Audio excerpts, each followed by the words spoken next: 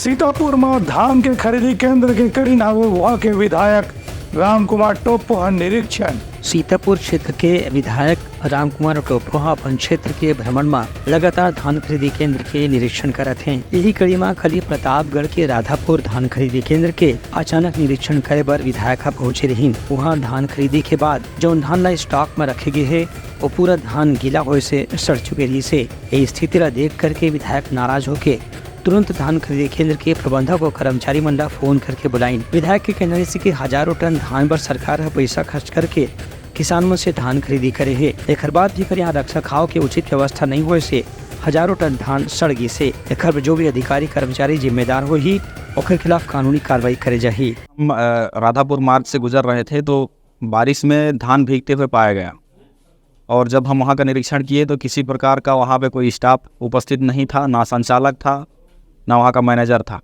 तो इसके लिए कार्रवाई करने का निर्देश दिया गया कि ये लापरवाही नहीं सही जाएगी। ये मौका में विधायक के कहने से कि प्रदेश के दूसरा धान खरीदी केंद्र में भी जल्दी ही जाके वह वहाँ के निरीक्षण करी।